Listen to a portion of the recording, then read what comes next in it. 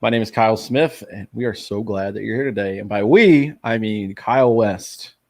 That's Mike. Heyo, I am reading over the 53-man roster, the initial 53-man roster. Taking a look at it right now.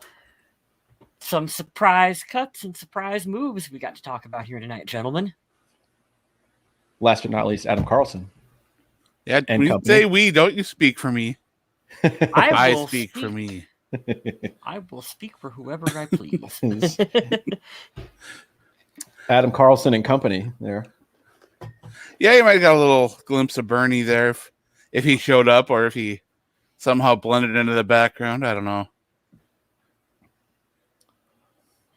Wanted to say what's up to everyone. This is episode 444, Beast of Herndon. I had to get a Rolling Stones reference in, and it worked out great with the new acquisition of a tight end today. But, yeah, this is a sad week for rock and roll in the last 8 days. Charlie Watts of the Rolling Stones passed away. And, yeah, what a legend. What a great band. And we somehow got to relay this into a title and parlay it, so I'm happy with that. But shout out to the Rolling Stones and Charlie Watts. Hey, Adam, I learned a fun fact about Kyle Smith today. Oh, yeah? He is a really big fan of the band Train.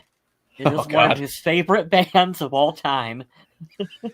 You know, I got to see them when they opened for Hall & Oates. And I never realized how many Train songs I know.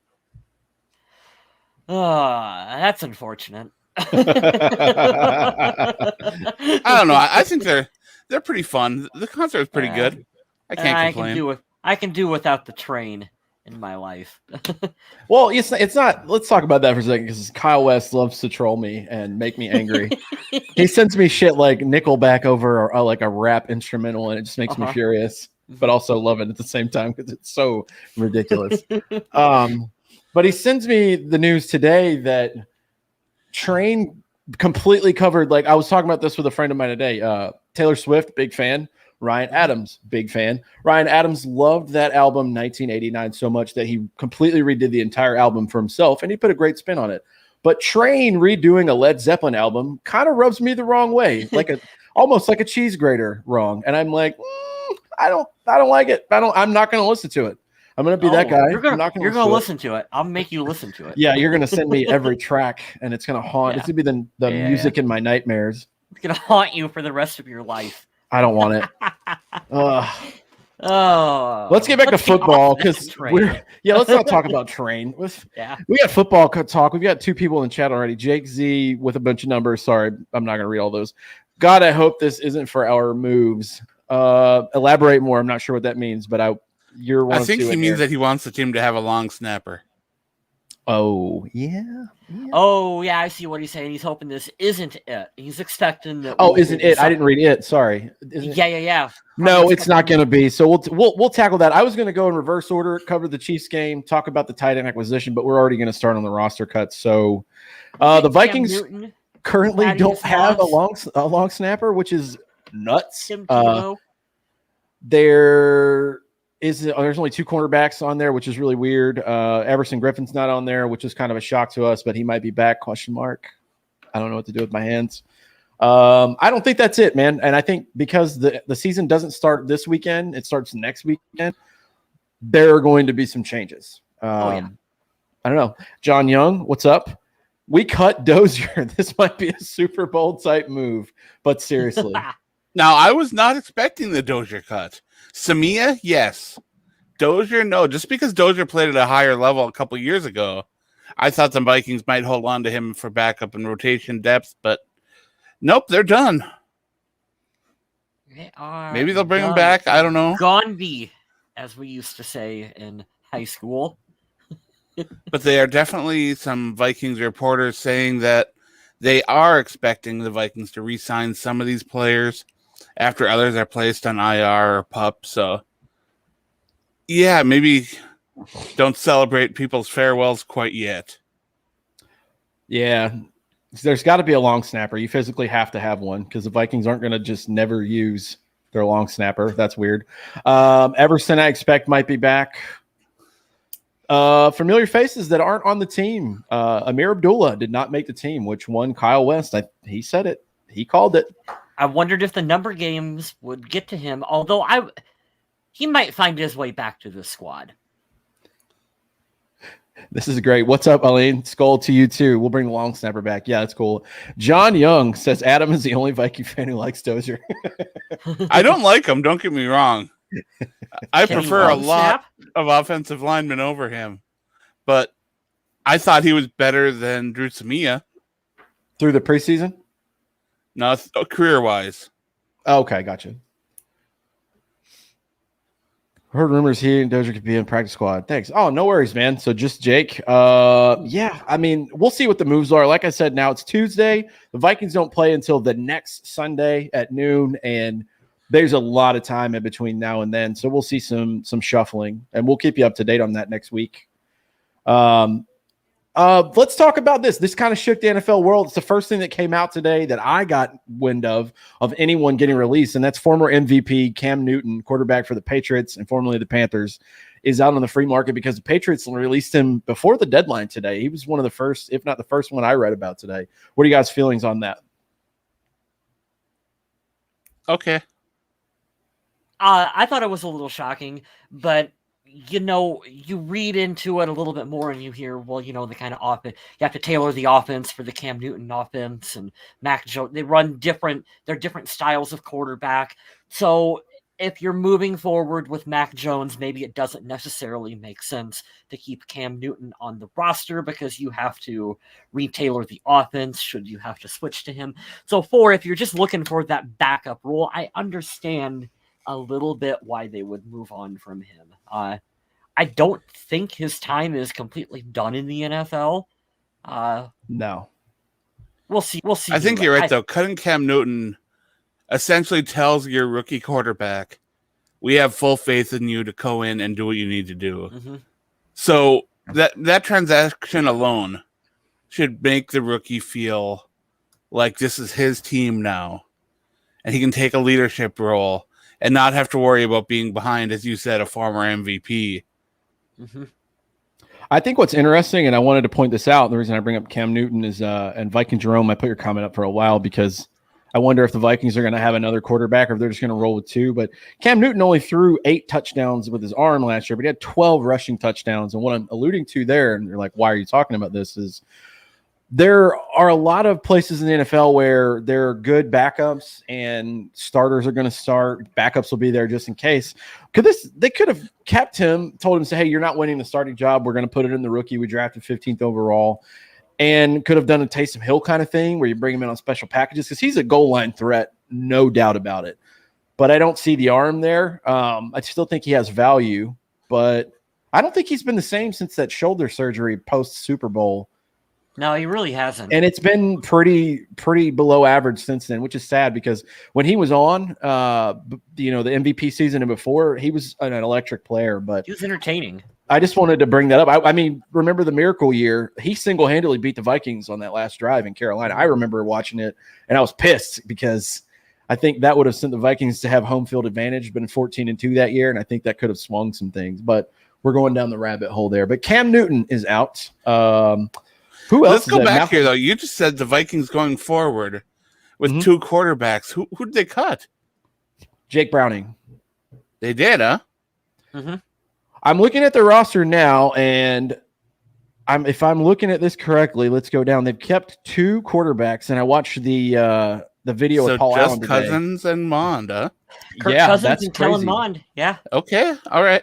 Mond did earn that, though, over the preseason, I think. I think Mond came out there during the preseason, and although he didn't light things up in any of the games, we consistently saw him improve as he played. And I think that's more important than the training camp shine that Browning had and wasn't able to recreate any on the field during preseason. I mean, Mond was a high draft pick, of course, like you said, Adam. He's always going to make the team. Browning really lost that position. He did. He really had an opportunity, and he was not able to capitalize on it. And that's, I think, why he was ultimately cut from the team. We got my buddy Bill in here, Mr. Franchise 42. He's a Packer fan, but gives a nice yeet. Yeet. John Young says he's going to be the Mac Jones to Adams Cam Newton in the Survival League this year. I love that comment so much. Bring it on, John. We'd love to send you some stuff if you win this outright. Hey, sell everyone on the Survival League real quick. Mr. And by the way, I'm expecting more from you this year on the Survival League there, Mr. Smith. Last year was not good. I'm gonna curse here in a second, guys. I shit the bed really hard. Like in my hand, it just rubbed it all over my face. That's what I get for that was bad, man. That was bad. Thinking the Seahawks could pull it out against what would have been. I don't even remember who they played, but they should have won that game. Jacksonville, man.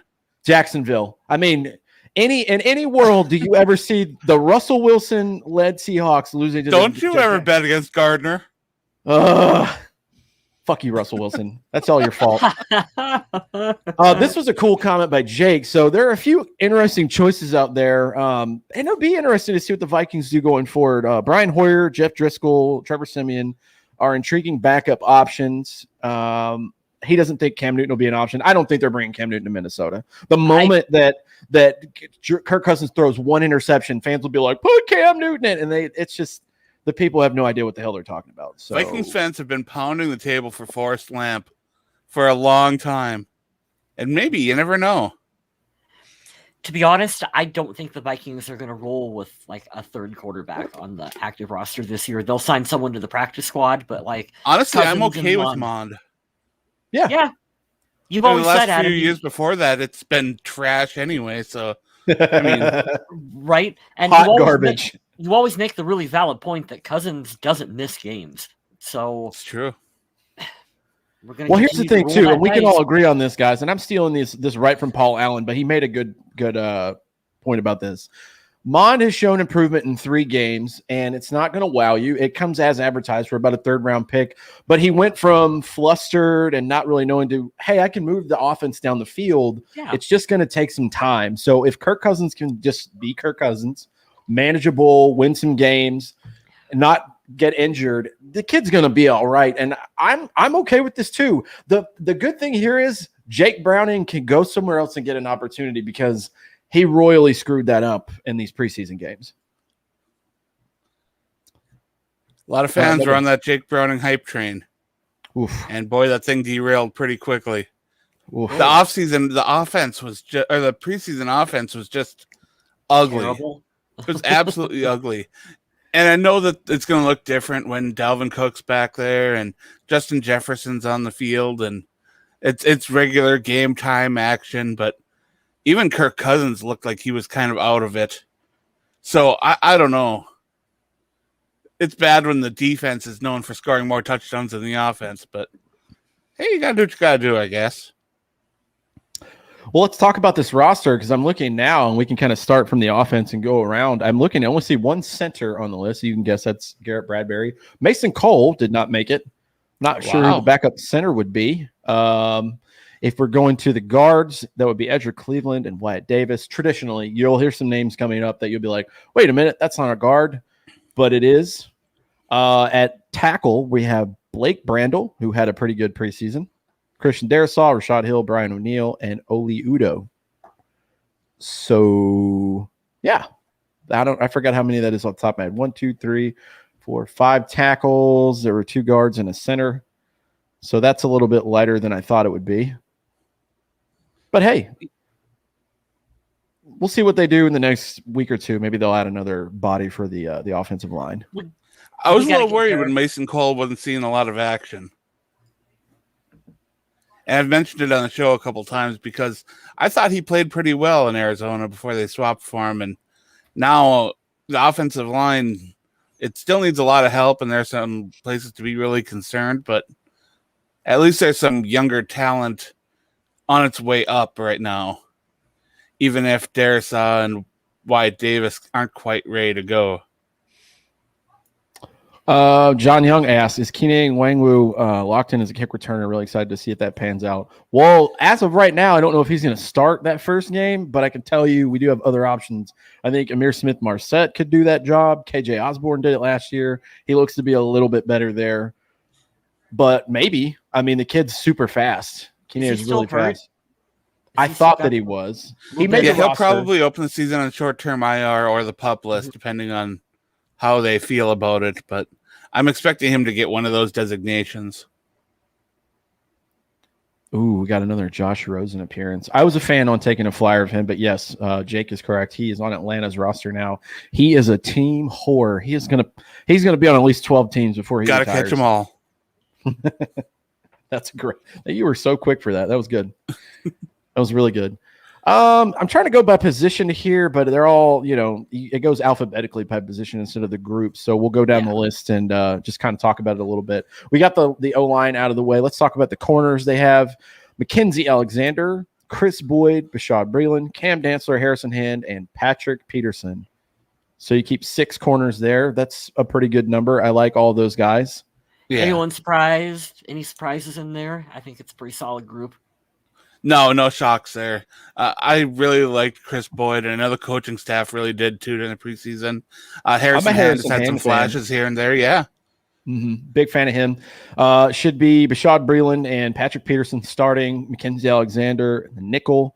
Cameron Dantzler will fill in, and that's a good rotation of guys. There's no one there where I look and say, holy crap, they're a complete liability. So good corner group, much improved from last year.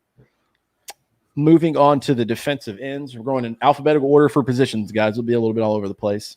So we have Jalen Holmes, kind of surprising. Not really surprising one bit. Daniil Hunter, super shocking. Rookie Patrick Jones, Stephen Weatherly, DJ Wanham, and that's it for the defensive ends. So you have 5 defensive ends there.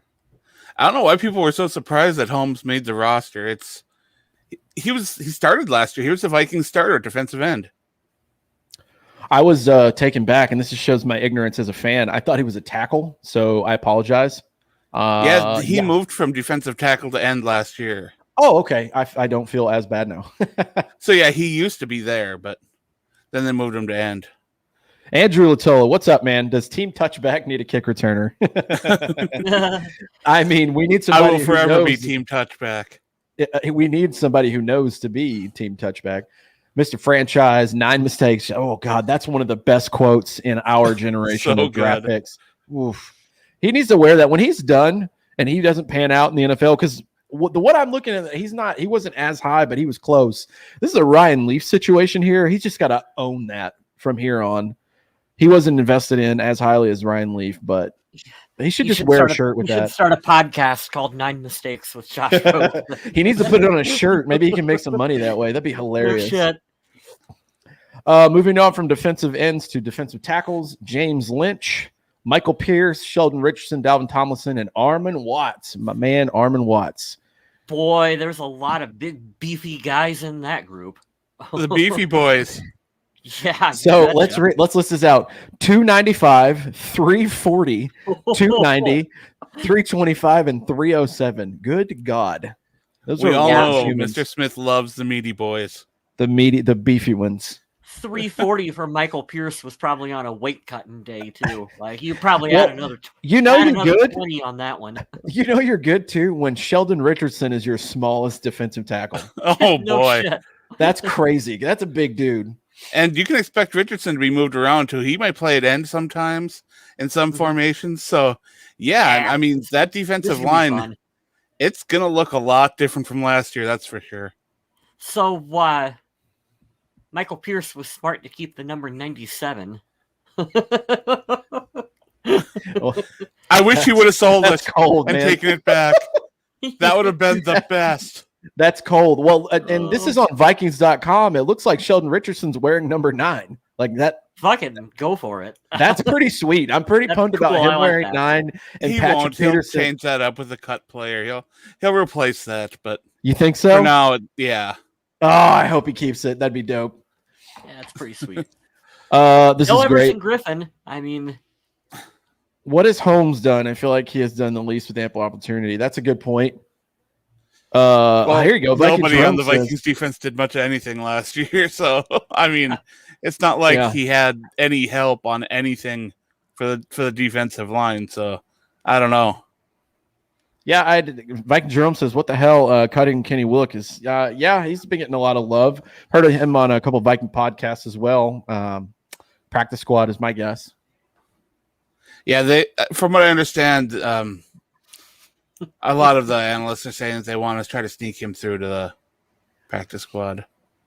What's your friend's name here, Mr. Franchise? Yeah, that's Bill. Bill, you are coming in with the heaters tonight. He is roasting Josh Rosen in our chat. If you're listening to this on, if you're not watching us on YouTube and you're listening, he said it's going to be 19 mistakes by the time he hangs it up. That's incredible. Oh, that's funny. All right, shocking here. The biggest shocker on the roster: CJ Ham at fullback. One fullback, only the one fullback set this year. That's all right. That's all right. 2 guards, as we mentioned earlier, Ezra Cleveland and Wyatt Davis. Greg Joseph as the kicker. And linebacker group. Drum roll. There's a lot of linebackers here. Anthony Barr, Ryan Connolly, Troy Dye, Eric Kendricks, Blake Lynch, and Chaz Surratt. Oh, Nick Vigil's on there too. My bad. Almost left you out there. Blake Lynch. Mike Zimmer likes him some linebackers. I went back and forth when I was doing my roster prediction on Connolly, but I'm glad he ended up making it. Was Blake Lynch always a linebacker? Yeah. I had him confused with James Lynch. Never mind. Just kidding. Just kidding. See, that's all right. Oh, no, I'm kidding. This is very weird. Mason Cole did make the team. Excuse me. I was looking for position groups, and it doesn't say center, guard, tackle. It says O lineman. So the Swiss Army knife, Mason Cole, made the team. I stand Okay. that, guys. I feel a little bit better about that now. Whew. Yeah, you guys got to be better. Vikings, give him a freaking position. Don't just typecast him into the whole line. Get out of here. But he can do it all. He can play any position. I'm very happy to see him on there. Good. Now we have a backup center. Sweet. Britton but Colquitt. no long snapper. Oh, yeah. Haven't seen that yet. Britton Colquitt remains the punter. You have 2 quarterbacks in Kirk Cousins and Kellen Mond. 3 running backs: Dalvin Cook, Alexander Madison, and Kene Nwangwu. Not really any shocks there. Nope. 4 safeties, which is double what it was last year. Cameron Bynum, Josh Metellus, Harrison Smith, and Xavier Woods. So I just want to point out the fact that Cameron Bynum made the team as a safety when he was a corner in college, they have to see something special in him. Enough to keep him on the roster because there's a lot of potential. I was quite happy that I nailed the safeties when I did my projection. That made me happy. Ryan Denny's, what's up, man? We haven't seen you in a minute. That's funny. I think it's a numbers game with Rose. It'd be tough to fit him on the active roster. I think they're probably going to try to stash him on the practice squad. They are. They're going to try to bring him back for the practice squad. They're hoping he clears waivers. Put that on a t-shirt, Bill. Let's put it this way. If I had the chance to draft a talking turkey sandwich or Josh Rosen on my fantasy team, I'm taking the sandwich. Yeah. Neither one of them are going to get you any points. So, oh, that's funny. He's going to be on the practice squad more than likely. Yeah. He had nice. His first and third games were good. The second one, not so great, but showed some potentials, had some nice flashes. Ryan Denny says we're getting old. Yeah, we are. Ugh. All right, moving down, we have some tackles to talk about. Blake Brandel, pretty cool. You made the team. Christian Darrisaw, Rashad Hill, Brian O'Neill, Oli Udoh. Now he will be playing guard, but he is listed as a tackle. Yes. All right. So now this is crazy. This swooped right in. There's no number for him. 3 tight ends as of today: Tyler Conklin, Brandon Dillon, and Chris Herndon, whom I named the episode about because they who was he on the Jets? Yeah, the Vikings traded to the Jets for I think a 6th-round pick for tight end Chris Herndon. No, they traded a 4th for Herndon and a 6th. Oh, okay. They traded a 4th for Chris Herndon and a 6th. Okay, I got it. Yes. And he was nice. What, a 4th-round pick previously? That sounds right. I'm reading through here. Sorry, guys. We usually be a little more prepared, but there's a lot of shit happening. He was a 4th-round pick in 2018 by the Jets. Yeah, he's still pretty young. He's got some jumping abilities, a good blocker. he's got some potential. From what I was reading quick on comments, a lot of Jets fans are kind of like, fuck this guy, he can't catch. But your team was a dumpster fire. So what do you expect the kid to do? He didn't have shit around him for quarterback. They were the shittiest team in the NFL, and I hate that for him. It says here from NFL.com, Herndon is yet to prove them right after catching 39 passes for 502 yards and 4 touchdowns in 2018. He's played just 17 games over the last 2 seasons, which last year would be 294 yards, 3 touchdowns, and 32 receptions. Right. He missed all but 1 game in 2019 due to injury. So... yeah, what an awful team to be in. I'm very happy that the Vikings went and found a tight end. I know Zach Ertz is out there, but he's a little long in the tooth, probably a little expensive. To take a flyer on a guy with potential, I'm not mad about that. I'm glad that they addressed it. But this also, as we were talking about amongst the three of us in our chat, probably that doesn't sound like good news for Irv Smith if they're out here trading for a tight end. So that's sad. I kind of like the idea of seeing Conklin out there for a game or two doing his thing, but if that's not going to happen, that's okay too, I suppose. We're all excited for Irv Smith, but absolutely, man, you got to be on the field, dude. Yeah, getting shelved behind Rudolph, I wouldn't say shelved. He was on the field, but having to sit behind Rudolph and the depth, and then this being your year and this happening at literally the worst time. The only way it could have been worse is like the day before the game, the first game is. This is pretty sad. I think this puts a huge question mark on his entire career so far.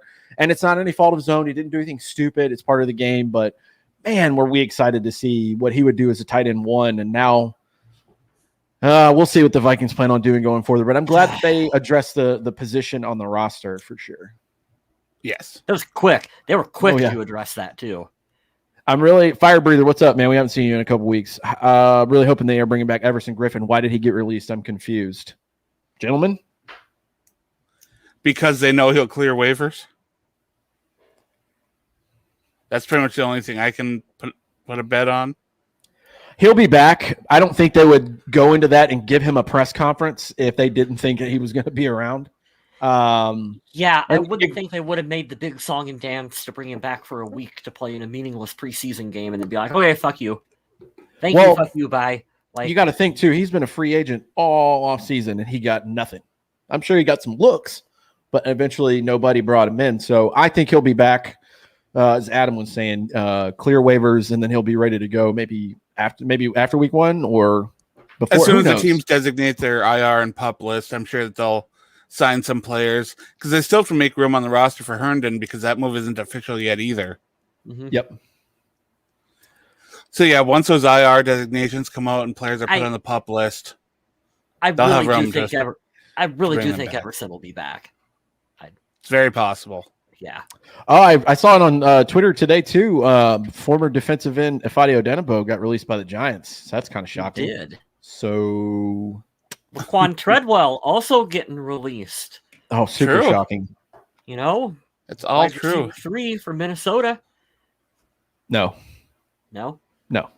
I did see Jarius Wright retweeting some stuff saying, "Hey, Vikings need a wide receiver," because Chad Beebe did not make the team, and we'll talk about that in a second. But he is going to be on IR for a little while because he had surgery coming up, so that's kind of crazy.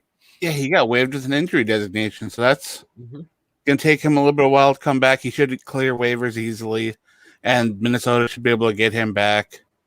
It shouldn't be too big of a deal. Now we are at the bottom of. We're at wide receivers now, right? We are. Okay, so I got to ask. Dan Chisena, did he make it? Dan Chisena, first wide receiver with the last name C up there. Dan Chisena, Justin Jefferson, KJ Osborne, Amir Smith-Marset, Adam Thielen, and Dede Westbrook. That's a damn wide receiver room right there. That's a lot of versatility, and I am not bad. You got the speed with Chisena. Justin Jefferson's clearly now the number 1. KJ Osborne's taking a leap. The rookie, Amir Smith-Marset. I loved what I've seen out of him in the preseason. That's got an upward trajectory. Adam Thielen's still all right. I guess we'll keep him. And Dede Westbrook, that's the big question mark. I want to see what he does because you don't know. Hey, that was Mr. Carlson's guy, and I am following that hype train. I want to see it. If he's healthy and ready to go, this should be fun. I'm not sure what order they're going to get on the field, but Osborne made a name for himself during the preseason. He did everything asked of him. Any ball that was thrown his direction, he grabbed it. it was nice to watch him come into his own, especially after last year when he didn't even take an offensive rep. Yeah. I brought this up in the chat because I'm pulling up the details. I'm looking on Pro Football Talk here, but Fire Breather brings up Harrison Smith. The Vikings did extend him, and he says, I want to see him only in purple and retire in purple. He deserves every penny. Hey, you're not going to hear us say anything negative about Harrison Smith. That dude does literally everything right. He's a phenomenal player. I don't think that he's Hall of Fame worthy yet. If he plays like another 8 years at this level, maybe. But I think he has a chance to go in the ring for the Vikings if he keeps playing like he does. And plays. Do you retire 22 for Smith? Not for Smith. If you didn't do it for Paul, you can't do it for Harry. I'm sorry. Well, but then you're getting into the point where you've got two really good players who have used the same number, so you make a stronger case to retire it. Then, to be honest, I don't care. It doesn't. Is that how you feel about 93 as well? Dude, don't get me started. Don't get me started. You guys know that's my guy. Well, it's like Randy Moss, too. He's probably the most polarizing Viking ever, and he's still got his number floating out there. So it's like, whatever. And he's in the Hall as well. So whatever. Numbers, you associate them for whatever. There's only a finite number of numbers you can use. But right. I'm glad I'm with Firebird. I'm glad he's staying on the team. And he said number one in his, because a lot of stuff that people say in these press conferences, it's a lot of automated bullshit, Here, ask this question, press the button here for the answer. But he was like, my number one goal was staying a Viking. We'll worry about the numbers and the money later. He's like, I wanted to stay here. But you can bet your ass, if he went on the market at any point, there would be a lot of teams looking at him. Oh, yes. He's a very, very good player. So, and I love that Coach Zimmer, despite him always being a Scrooge at the conference, at the podium stand, he said really nice things about Harry, He's been there most of the time. I think he had like maybe 2 years without Zimmer, 3. And he said, yeah, he does everything right. And he's like, he has a good chance to go down as a really good player, but he does everything correct. So that's good. I've kept this comment up for a while because this is hilarious, Fire Breather. Adam Thielen is all right. That's dental equipment, Adam Thielen to you. That was a good one, dude. I like that. Adam Thielen, DDS. Before we read this question, the Harrison Smith deals, signing bonus is $9.5 million, 2021 roster bonus 3.25, 2021 base salary is $1.75 million, fully guaranteed at signing. 2022 roster bonus $8 million, base salary $2.9 million. It keeps going on and on. It's going to keep going up, but basically, as long as he's good for these next 2 years, they can kind of shuffle stuff around, and then once those numbers get egregious in 2023 and 24, which is around 14.5, and then 2025 is like a 17 million base. The cap's going to be going up then, and they can kind of restructure that. But kick that can down the road. Yeah, might as well. That's the plan. You might as well. He's only 32, so he's still got some tread on the tires left. I'm very excited. And what's cool? In his press conference, he mentioned guys like Terrence Newman, who played for Zimmer a while, and they aged gracefully. And I hope that that's what happens with him. Red wine. That's what Terrence Newman always said did it. You drink a glass of red wine, keeps you young. That and cupping. Do people still cup? That's a good point. Someone somewhere probably does. So Bill asked an interesting question, and I have to be talked off the ledge because I think this team's going to suck this year. What are your NFC North overall record predictions for this season? Green Bay's going to win the division, probably be in the NFC title game again. I think Chicago gives us fits with that quarterback that looks to be all right. And then Detroit's going to suck the whatever dirt off the dumpster at the bottom of the NFC because I don't think they're going to be good at all. But I sadly see the Vikings in third again, and I see about a 9-8, 8-9 season, and I just don't. I'm in the dumps today, guys. Lift my spirits and tell me we're going to win double-digit games. I think there's too much talent on this team for them to look like an absolute dumpster fire. You look at the offensive weapons that they've put around Kirk Cousins.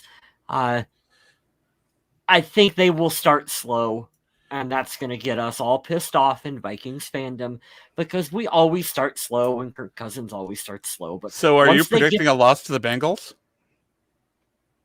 I'm not going that far yet. I'm just saying a slow start. All right. I'm just I saying don't a think slow so. start. We'll bring it up here. I'll bring it up and share it on the screen. But I don't think they lose to the Bengals. I actually think they'll be very good against the Bengals because they're having troubles. Jamar Chase couldn't catch COVID if he ran down to the airport without a mask on right now. It's awful. It's so bad. He's been terrible. And my buddy at work is a huge Bengals fan. And he said, look, dude, we just let go of like 2 veteran linemen too. He's like, I think they're trying to literally kill Joe Burrow. I don't think that's going to be bad, but I think the schedule this year is brutal. I mean, it is brutal. In terms, I don't think any of us would agree that or disagree that Green Bay should be the favorites this year.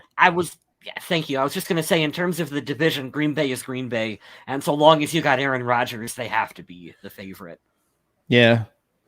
And that's not a slight against the Vikings to say that they're trash. It's just that guy is he's top 10 quarterback of all time, and he's still good. He won the MVP last year. Nobody left. I think the Vikings defense is going to be significantly better than last year. Yes. The offense, if they can stay anywhere near where they were last year, this team is going to be very competitive. And I think they could stay nose to nose with Green Bay for quite a while. And it could come down to those last couple of weeks to determine the division. Chicago always gives us fits. That's the only thing that bothers me. I don't mind splitting with Green Bay. I think they can. I just don't like the fact that Chicago seems to have their number. And that D-line it's made a nightmares for this team. And I'm worried about the offense. I'm worried that Kubiak is not going to live up to his dad's potential there. I'm really worried about that. I think that'll be fine. We'll see. I hope I'm wrong. But let's go through this because I have this here and we can bring it up, and I have it just big enough so we can share the screen. I want to show you guys the Vikings schedule, and we can go through this together. All right, you guys can see my screen here. So maybe let me make that bigger. So you start out Sunday, September 12th at Cincinnati. I think that's a win against the Bengals. I'd say so. Should be. At Arizona is a question mark. I don't write them off at all. I think that they have a great wide receiver. I think the quarterback is kind of scary because he can run around, and I don't like running quarterbacks. So on paper, they should win. Could I see them juggling that game and losing it? Yeah, absolutely. First home game here against Seattle. Don't like that at all. Russell Wilson has the Vikings number. For me.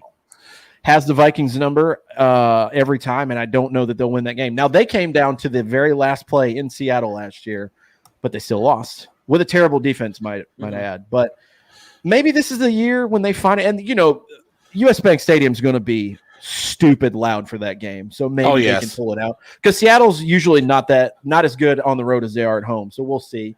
Finally, after like 5 years, they can have a home game against Seattle. This is going to be an interesting game here. October 3rd, 4th game of the year. Cleveland is like a carbon copy of the Vikings, and that was before, in my opinion, before Kevin Stefanski went there. Great running backs, great receivers. Quarterbacks are almost identical, in my opinion, and the defense is good. I only like it because they're going to be at home, but I could easily see the Browns beating them. They have a talented roster. I like the Vikings are built to stop the run, and I think if they can do that, I think that should be a win. I got a win against Cleveland. They're talented, but I do think that they can put a stop to that team. Now, here's where it gets interesting for these stretches right here, because you can go into a bye week with some momentum. I think they'll beat the Lions. I do, and I don't like the Carolina matchup for Carolina at all. I think they're going to give Sam Darnold fits. So if you're going into here in 6 games and you're probably 3-3, I would say that's what you guys have them at. You'd have some momentum. You'd have a 2-game win streak. You go to Dallas. I think Dallas is very beatable because I don't know if Dak Prescott's going to be healthy. But this slew of 4 games is going to be the determining factor of the season right here. In Baltimore, you're not beating the Ravens. I'll say it now. I wouldn't bet $100 on the Vikings to win that game. It's crazy. I'm going to the Chargers game. I'm scared of that because that quarterback's really good and they have a lot of like individual key pieces. Historically, the Vikings do well against the Chargers, but this isn't that Chargers team anymore. No, and I hate to say it. I love their coach is cool too, but man, they got a lot of stars randomly placed on that team in good spots. Green Bay, the first Green Bay game not being the first week or 2 weeks of the year is kind of weird. That's at home on November 21st. I like that. I don't like going to San Francisco. That team is going to be full of just monsters, and they're all going to be healthy, maybe. I like them against Jimmy Garoppolo. I don't think that he poses a problem, but Trey Lance might be playing by then, so that'll be weird. I think the defense there is really good. I like that coach too, so I don't know. Detroit should sweep them. I like us playing Pittsburgh in Minnesota. I'm glad it's not outdoors in December. Mm-hmm. But here's the ones that I don't like at the end of the year. Chicago in December outside is going to be rough. That's a night game too, by the way. Los Angeles, that's at home, but that Rams team should be pretty good. Matt Stafford revenge tour right there. And then you close out here, 3 division games against the 2 best opponents in your division in 4 weeks to kind of determine at Green Bay week 17. That's in January. Oh, yeah. And then I'll be there if anybody else is going on the 9th for the Chicago game. I'll be in Minnesota for that one. I've said this before, and I'll stop sharing the screen. You just got to win 6 games, guys. You sweep the division, you're in. That's going to be that's going to be the determining factor. I don't see them sweeping this division. I think they'd come out lucky at 3-3. Real quick, without me putting much thought into it, because I did it as we were going down, I wrote down 8 and 9, and that's kind of being like, well, you never know. They could catch fire. You could maybe flip a game here or there. Yeah, I think the Vikings team will have a winning record. I'm thinking probably 9 and 8. Yeah. If things go well, I mean, a 10-win team is possible, but that has to be going really well for this team and starting fast and early for them. Like you said, there's that stretch where it starts with Baltimore, where that's a tough stretch of the schedule. I'll say one thing, and then I won't say I'll counter it, but I have to put it on you have to put it in the universe because it's always a possibility. I'm with Adam. I think about 9 wins. I think the defensive players alone will boost this team to 2 more wins. I think the entire team, special teams, defense, and offense, I think the heartbeat of this team right now compared to last year is stopping the run and those nasty D linemen they have. I think that's going to be a major change. But if that doesn't pan out and they fall below the great expectation they have, dude, if they don't make the playoff this year, Mike Zimmer might be on the chopping block. And I've never said that his seat has ever been hot. But yeah, if the Vikings have a losing record this year, that seat's going to start warming up. Yeah, and I don't want him to go because I love his attitude, but I think the writing's going to be on the wall. What's up, Rod? Hadn't seen you in a while. What's up, man? We're just having our daily therapy session here, talking about how bad the Vikings are going to be this year. Derek Thorne, what's up? Thanks for coming on Facebook and saying what's up. I like that we got people chatting on all 3 today. That's really good. Fire breather, does Jamar Chase suck? Yeah, dude. If you go read the reports from camp, I think in the game the other night too, the last preseason game, he was 1 of 5 for catches in a game. Like, yeah, he's struggling. He's having a tough time. So looks hopefully like he can turn it. Hopefully he can turn it around. After week 1, I'm all for it. Excited. Well, yeah, of course after week 1, but I was excited to see him play in the NFL. Yeah, another LSU wideout. I mean, right? Getting his former quarterback back too. That's pretty cool. Yeah, the Vikings home game against the Seahawks, hell frozen over. Hey, it might be the year. I don't think Seattle plays as good on the road. So, especially they didn't have fans last year. That'll be the home opener for the Vikings. That could turn the tide for them. I am really excited to see that home crowd get loud, get rowdy, and have some fun. I know preseason didn't really give us any sort of really good feel of how that's going to be, but it's all going to come down to that home opener, and I can't wait to see the Vikings fans there making an impact on a game because last year was definitely noticeable. Mm-hmm. I'm excited for a guy like Justin Jefferson. Sorry to interrupt there, Mr. Smith. I'm excited for a guy like Justin Jefferson who hasn't had the opportunity to play in front of Vikings fans. You've seen how good he was in an empty stadium, so let him feed off the energy and get the skull chants going and shit. Like he's really going to thrive in that atmosphere. Like you know what's crazy too? He's not only did he miss 2 games to start last year, he's going to get 3 extra games from what his season was last year. That he's got every chance to lead the NFL in receiving yards. Oh, yeah. Jerry, I don't know that I've ever seen your name pop up, but thank you for coming in from Facebook. He says he likes Mike Zimmer, but he's in the camp that it's time to show something or maybe it's time for a change. I think so as well. I don't want Zimmer to leave. I have been a huge advocate for that dude. He has a winning record as a head coach here. He goes to the playoffs every other year, but at some point I got to look at not necessarily Zimmer. I think he's a good coach, and I think the defense does speak for itself minus last year pretty much every season. But I'm talking about the people he selects going down because I haven't seen quarterbacks develop under this head coach. And that it doesn't matter if it's not him directly. That's a reflection of who you're picking to be your quarterback coach. I haven't seen that. And let's bring out one more thing too. He's not had the best track record with offensive coordinators either. And I don't like that because the NFL is an offensive league. But you know what sucks? What's that? Pat Shurmur was such a good fit. Oh. And I understand, like, hey, you got to take that opportunity to go be a head coach, but he's not a head coach. He's a really good offensive coordinator. And I that's one of those what if Pat Shurmur would have stuck around in Minnesota. Well, I have to piggyback on that immediately because the biggest troll, and this is just me just roasting people online I don't know and they'll never hear me, is, well, you got Kirk Cousins and Case Keenum took you to the NFC Championship game. No, you fucking walnut. Pat Shurmur took you to the NFC Championship game. Case Keenum threw 22 touchdowns in 16 games. Now, I love Case. I think he's a stand-up dude. I think he was a baller in college at Houston. He's not an NFL quarterback. He's not. He's a backup. He's not a starter, I should say. I didn't think he's not an NFL quarterback. He's not a starter. And people were just, oh, you should have kept Case Keenum. Dude, that would have been a disaster. You got to get – Kirk is above and beyond that guy. But that was a good marriage.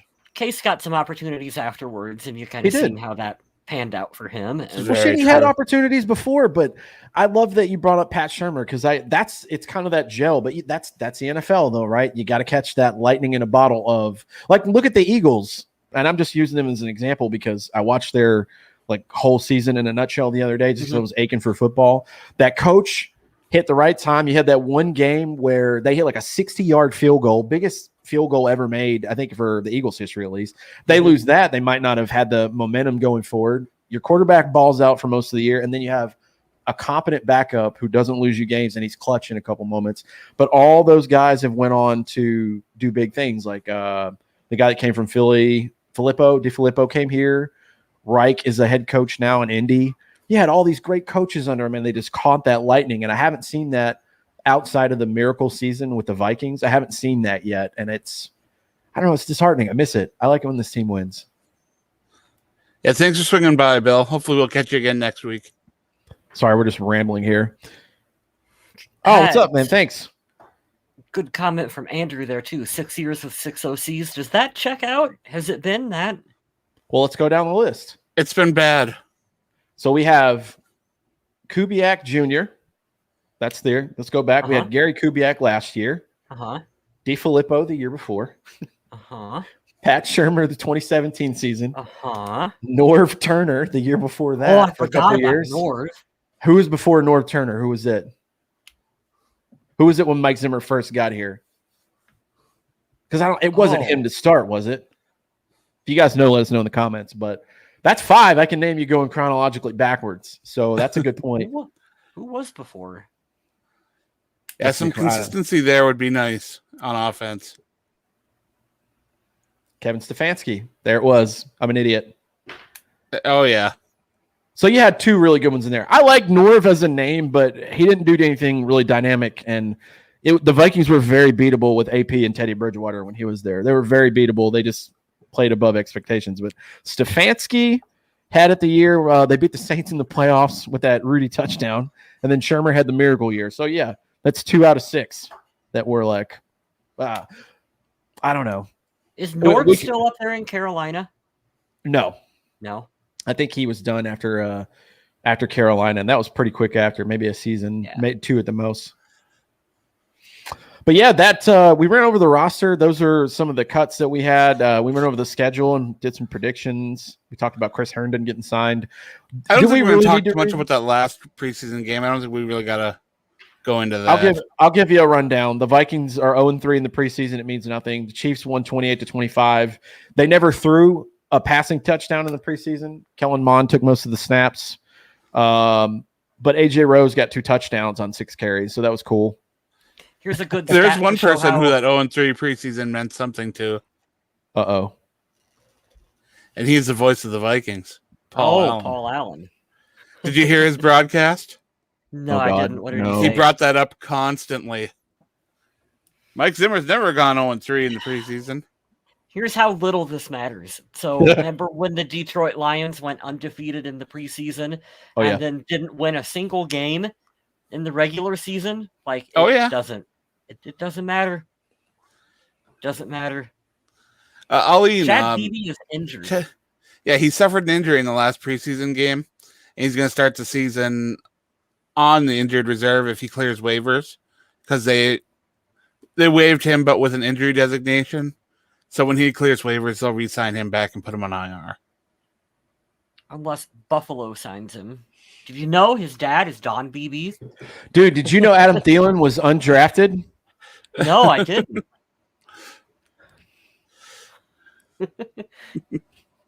Oh, gosh.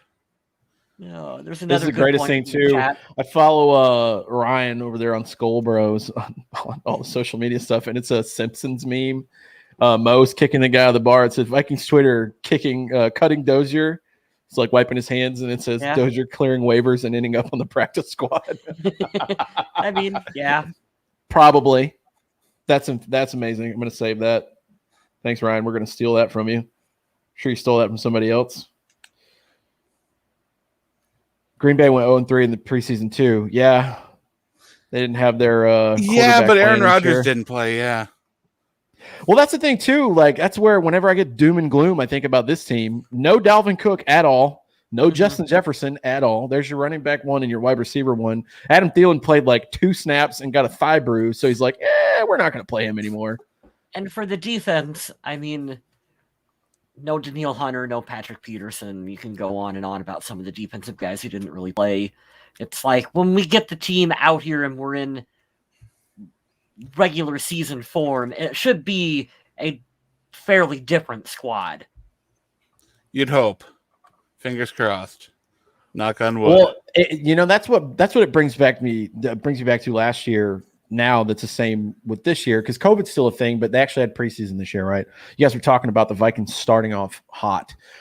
They fell pretty flat against Green Bay last year, even though they scored a lot of points. Mm-hmm. But if you can get through the kinks with a win or two, like say they squeeze out a win in Arizona and they beat the Bengals pretty good, you're 2-0. The team's starting to get a rhythm, and then by the way, we're not in Seattle this year; we're in Minnesota now. And we got fans. We're doing the school chant and. Justin Jefferson scores and does the gritty, and he's like, hey, this is fun with fans in the stadium. And then we put a bounty on Russell Wilson and take him out. Do you ever wonder if Vikings players think the same way about some of these games as us fans do?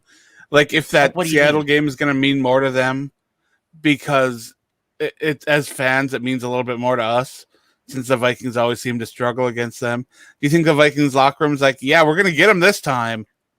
I mean, a guy like Harrison Smith's got to be pissed off because I don't think he's beaten Seattle since he's been there, and he's been in the league for 10 years. So, I mean, I have heard a little bit from some of the veterans who have talked about how, like, it's, we would always, as a veteran, be like, hey, if it's Green Bay week, we're playing at Green Bay, rally the troops, get them going. We got to. Oh, yeah, division games are always something.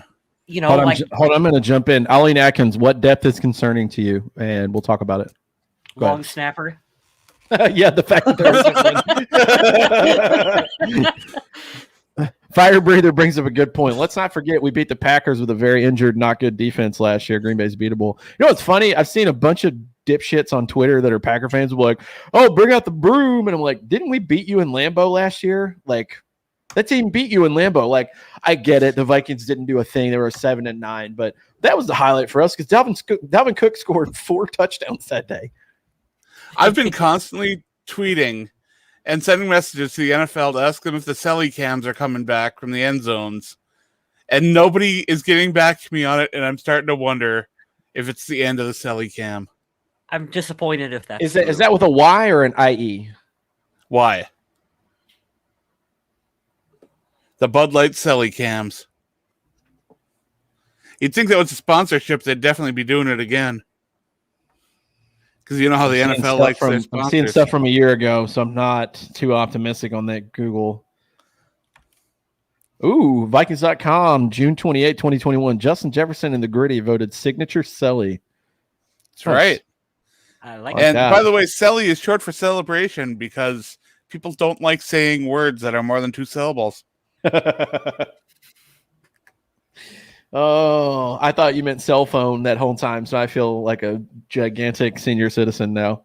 You can loop back to that comment that says we're old. Yeah, no. We are old. I know I'm old. You guys are still a little bit of spring chickens.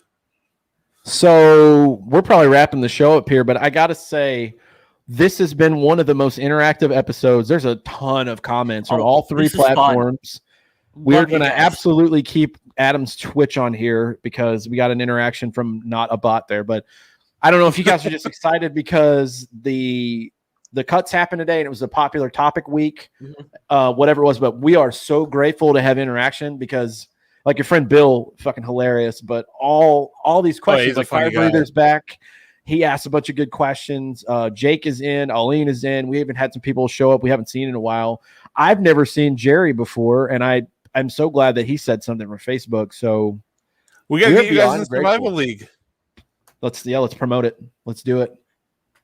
If you head on over to our Facebook page, we have all the information you need on a post in order to sign up for the Survival League. You can win some really cool prizes. Last year, I believe that there was a nice Purple People Podcast hoodie, right? Yeah, I actually paid for that. So basically what Adam's getting to is if you win the league, which is very possible, I'm going to fix this. Sorry, guys, it's jumping around. If you win the league outright and you're the overall winner, no questions, ifs, ands, or buts, we will chip in collectively as a group here. We will get you some cool Vikings swag, whether that be memorabilia or we get you Purple People Podcast shirts, maybe we have a jersey that you like, whatever it is. We're not going to guarantee anything except I will always buy the winner of the Survival League their choice of Purple People Podcast merch in whatever size and rendition that you want. It helps out Kyle West, and it's free for you. You don't have to pay to sign up. It's not one of those things like I'm in a fantasy league I had to drop $100 for. This is absolutely free, guys. Last year's winner also got a pretty cool Bud Grant autograph. Jerry Whitesell, you're a UNC fan too? Let's go. You can't see it, but I have a North Carolina tattoo right here. What city are you from, man? That's really cool. I'm very happy that we got Chaz Surratt as well. He's very athletic, and I love the hit that he got in the Colts game. He's a bit raw, but I think if you can get him some more experience and let him feel pretty good, there's some potential there to let him be a little bit of a roving player that can get things done. Yeah, you know what's great too? I would love to see it just once for his whole tenure there.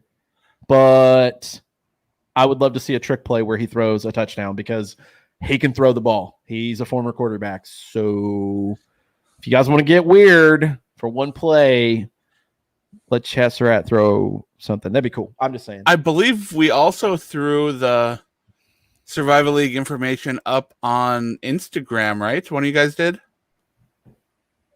No? It's on Facebook. I haven't done Instagram yet. Okay, but it is on the Facebook page. You should be able to look at the Facebook page without signing up, I think. Dude, no way. I'm making best friends on here. Jerry, what's up, dude? I know where Burlington is. I trained some cops out of there. That's crazy. I'm from Gastonia. I'm actually moving back home very soon. I got the transfer to Charlotte, so I'll be at the Charlotte airport, and I will not move anymore. It's my last move. Going home, staying home. That's awesome, man. You should hit me up sometime. If you find me on there, add me on Facebook or whatever. We'll chat. But there you go. Go get some wings. That's so exciting. I know exactly where that's at, man. That's really cool. I'm checking the Facebook page. I want to double check. Not that I don't believe Kyle West. I just haven't looked because I did not look on my Facebook app for like a week, which was very refreshing. What are we looking for? Just looking for that survival post. If I can, I posted it up one night. Okay, I'll make sure it's pinned at the top. So if you guys need that information, there you go. For all you guys that kind of already know the YouTube page, if you're watching from there, because we're live, that's really dope. We appreciate it. Tell your friends. You can hit the notification bell to let you know we're going live because I pre-schedule these shows as the host of the platform here. So it'll send you a notification out. Hey, we're going live in a couple hours, so you don't miss it. Yeah, it's kind of cool going live to YouTube, Facebook, and we moved from the Purple People Podcast Twitch over to my personal Twitch just because we weren't really seeing any growth over there, and I could use a little bit more interaction, screen time. So I got a little bit greedy, but I'm fine with that. I love it. Also, I did pin that to the top. So if you go to our Facebook page, you will see the Survival League info and how you can join. And no, you don't need a Bookface account, as Andrew said. You don't need one, sir. You just need a Yahoo email. And if you don't catch us live, there's plenty of places to catch us later. We're on iTunes, Stitcher, Google Podcasts, Spotify, any place that you can really find podcasts. You can probably find the Purple People podcast. So you can check us out there. Places. Of course, if you want to look at some of our older episodes, YouTube is the only place to find the entire archive, but I don't recommend going back and watching those old videos. I never do. You might be watching on Twitch right now, but when we're not doing the Purple People podcast there, sometimes we're doing some movie reviews. Every once in a while, I'll be playing some Jackbox games or video games over there. And it'd be nice to have you join me and hang out. So if you can head on over to twitch.tv/MNVikingZombie, you can go over there and hang out with me every once in a while, and that would be a lot of fun. You can support me over on the Viking Age, where I write about the Minnesota Vikings. Every click on that website for that by an article that I wrote helps me out. It puts some money in my wallet, so I'd appreciate that in a great way. I do the same thing over on undeadwalking.com, where I talk about The Walking Dead. And it's a good time to be a fan of The Walking Dead. The final season of the flagship show is going on right now. Fear the Walking Dead's getting ready to start back up. And the final season of The Walking Dead World Beyond will also be starting here soon. So it's going to be a big time. Lots of Walking Dead stuff going on because the Rick Grimes movies are being filmed right now as well. And that's awesome. From what I understand, a lot of that is going to be coming together. We're going to be seeing some cool stories crossing over, characters interacting, maybe. So yeah, it's an exciting time to love all that stuff. Also, can we shout out Adam's background? I told him we started getting Macho Man Randy Savage vibes here a lot, and I'm a big fan of that. I've been telling you guys, I'm gonna try to switch it up every now and then. I'm having a lot of fun with doing different things with the background, even if it does stand out a little bit from you guys. I like it. It's good. We all have our little thing going on. I got this stupid starlight back here that I'm obsessed with that doesn't do anything. Kyle West has the most cool library look in the background. It's very studious. You can see my movie collection. Part of my Blu-ray movie collection over there.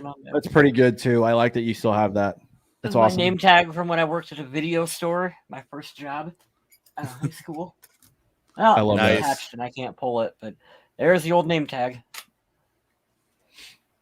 That's Kyle West, who was just talking there. You should support his stuff. He runs our Instagram, which is just like all our other outlets, Purple People Podcast. You can find it on there. He decided to take that off my hands because I was terrible at it, and I didn't want to do that. So thank you for that. I like Instagram. It's a fun platform. Dude, I love it too, but I'm too busy posting dumb stuff on my personal account. I forget to do the Vikings stuff. So, well, Smith, you can be our new TikTok person. Oh, God. I don't want TikTok for us. Oh God, please don't. I love TikTok. It's hilarious, but I would be the worst person for that app. We're all too old for TikTok. Yeah, pretty much. Check out Kyle West's Redbubble page if you want to buy some of his photography stuff. He has Purple People Podcast merch. There's a lot of cool stuff in there. Both of these other guys here on the show, they're very talented, and you support what they do because you can help them make a living doing that. And I'm a big fan of supporting my friends and the hosts on this show. So you should do that. Mm-hmm. Boom. Awesome. Well, thank you everyone who came in here and hopped into chat, everyone who listens later on YouTube or wherever you listen to this podcast, anyone who liked, shared, commented, or even just told a friend, hey, you might want to check out this show.